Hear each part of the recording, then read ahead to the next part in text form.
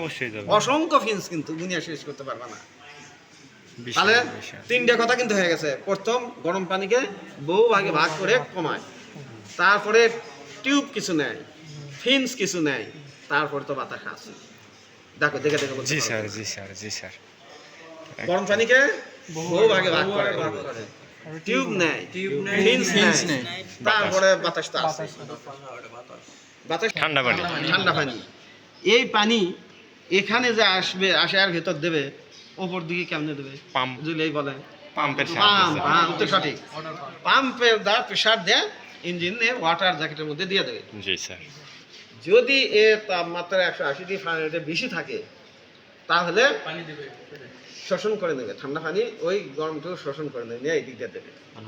এখন যদি দিতে দিতে এমন একটা অবস্থা হয় 180 ডিগ্রি হয়েছে, তখন বন্ধ করে দেবে, আর যাতে দেবে না।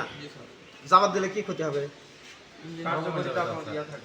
জাবাত দিলে এই দিক দিয়ে যদি পানি জাবাত দেয়, ওই দিকটা পাম্প করে ঠান্ডা পানি আবার দেবে, কিন্তু আমার তো দরকার নেই।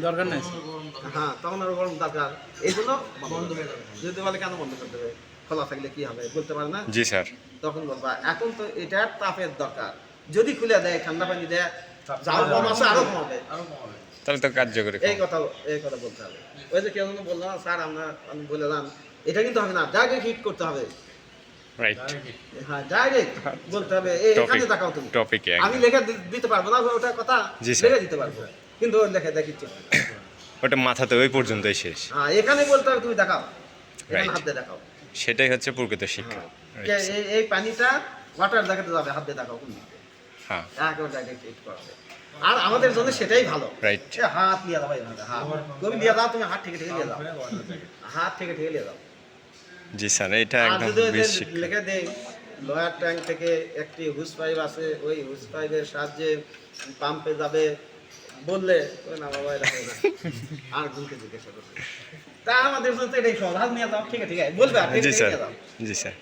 দেখবে যে পাম্পে চলে আসছে, বলবে এটা কি পাম্প, এই তো সহজ, যেটা সহজ আমি সহজ যাবো। আচ্ছা, সার্ভিসিংটা আজ বলবো না, মনে থাকবে না, সার্ভিসিং বলছি না, মনে ভুলে গেছি। আচ্ছা, খুব ভালো করে শুনবা, প্রশ্ন তো আছে তোমাদের, এটা নিয়ে প্রশ্ন আছে। বলো নাম কি? আপার ট্যাঙ্ক রেডিয়েটর বলবা।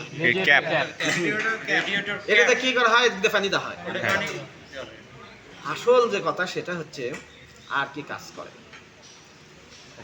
সেই কাজটা হচ্ছে সকালে উঠেই যে কাজটা, সেটা কি করতে হবে? রেডিয়েটর পানি আছে কিনা চেক দিতে হবে। পানি আছে কিনা চেক করতে হবে। চেক করতে হবে। যদি না থাকে কি করবা? দিতে হবে।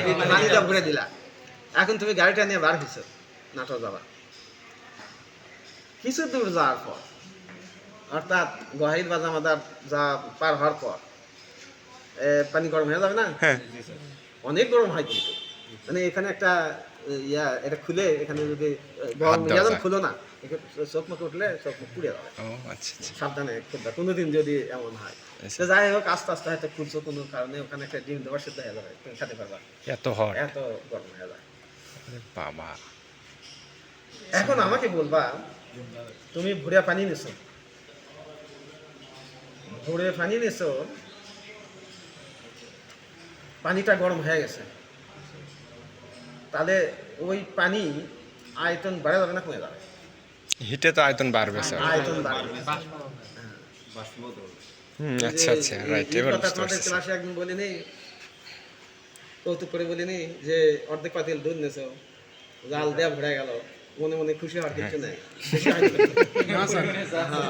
আরো কমে যাবে, আরো কমে যাবে এটা কিন্তু বাড়া যাবে। জি স্যার। আয়তনে যদি বাড়া যায়, তাহলে এখানে তো এই জায়গায় তো ধরবে না, রাইট। আছে কিছু, এটা ফাঁকা কোথায়?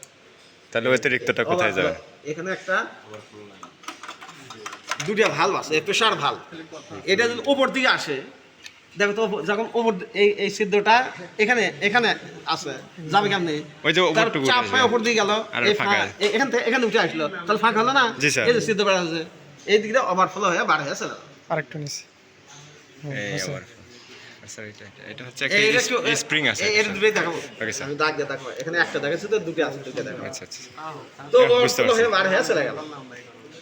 এখন কথা বলো না, এখন গাড়িটা নিয়ে তুমি আসে গ্যারেজে রাখছো, পরের দিন সকালে যে পানি তো তোমার ভরাই ছিল, এ ভরা থাকবে না কমে যাবে স্যার। কমে যাবে। এরা স্বাভাবিকভাবে তোমরা বলবে যে কমে যাবে, তো ওভারফ্লো হয়ে বার হয়ে গেছে। এই সিস্টেমের মধ্যে কুলিং সিস্টেমের ভেতর কিছু ঢোকারও জায়গা নেই, বার হওয়ারও জায়গা নেই, যেহেতু এটা তো